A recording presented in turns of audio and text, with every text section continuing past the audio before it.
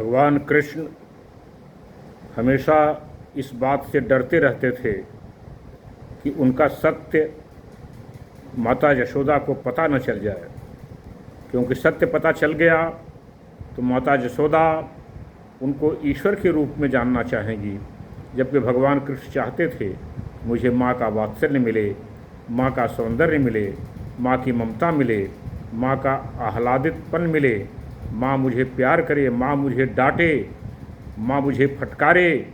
ये सब वो चाहते थे, इसलिए हमेशा वो चिंतित रहते थे। कालिया नाग के मर्दन के समय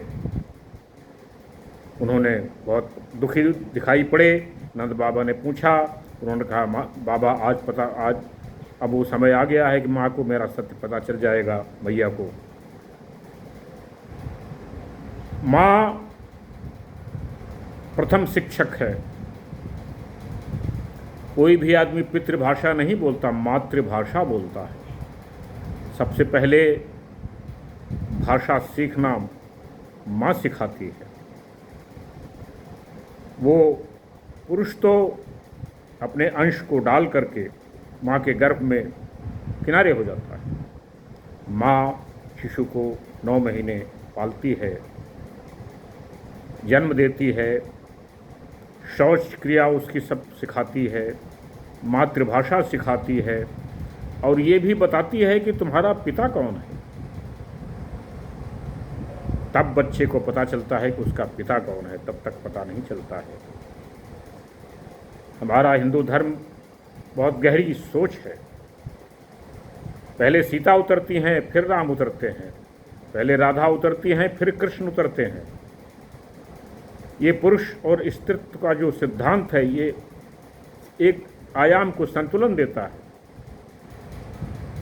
राम अकेले उतरेंगे तो प्रचंडता हो जाएगी, शीतलता उसमें नहीं रहेगी, उसमें लावण्य नहीं रहेगा, सुंदरता नहीं रहेगी। कृष्ण अकेले उतरे तो राधा का प्रेम नहीं रहेगा, तो राधा का सौंदर्य नहीं मिल पाएगा उनको।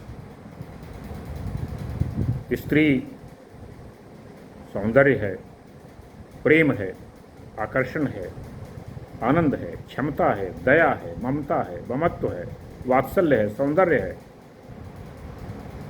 वो जीवन के मूल स्रोत से जुड़ी है, जीवन का मूल स्रोत से जुड़ी है। वो उसमें सृजनात्मक शक्ति है। वो सृजन करती है, पालन करती है, वो अनुभव से जीती है, पुरुष तर्क से जीता है। जब भी स्त्री पुरुष में दौड़ होगी, स्त्री जीत जाएगी, पुरुष हार जाएगा, तर्क हार जाएगा, अनुभव जीत जाएगा। वो अनुभव से जीती है।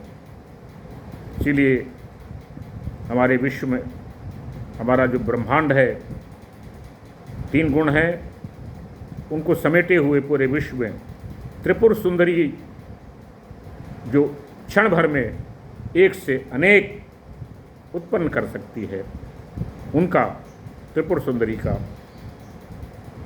सृजन किया गया है। वो त्रिपुर सुंदरी है। माता सर्वप्रथम है वो, चाहे वो ईश्वर हो, चाहे जो कोई भी हो।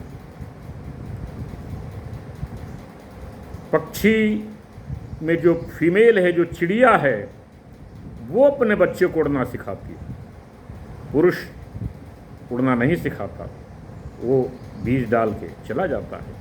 आप पूरी सृष्टि में देख लीजिए, पूरी सृष्टि में आप देख लीजिए, जितनी भी सृष्टि है, पुरुष तो खैर चलो मानो इस माँ है ही है, बाकी जितनी सृष्टि है उसमें माता ही सब कुछ करती है, पुरुष कुछ नहीं करता। बच्चे को पाल करके उड़ा देती है, जाओ आसमान में उड़ो, आसमान छुओ। मातृत्व की शक्ति अद्भुत है। आज शिक्षक दिवस है, माँ प्रथम शिक्षक है, इसलिए माता को मैं कोटि कोटि प्रणाम करता हूँ, नमन करता हूँ, वंदन करता हूँ। सृष्टि में कहा गया है कि जीती जागती माँ एक पवित्रतम वस्तु है, उससे पवित्र कोई वस्तु है नहीं। और सबसे प्रथम कहा गया मातृ देवो भव, माँ देव, प्रथम देवता वही है, देव के समान है। पाल पोस करके आपको बड़ा करती है, आपका मलमूत्र साफ करती है, आपको चलना सिखाती है, आपको बात करना सिखाती है। आप सो रहे हैं, आप करवट भी लिए तो उसको पता चल जाता है कि बच्चा मेरा करवट ले रहा है।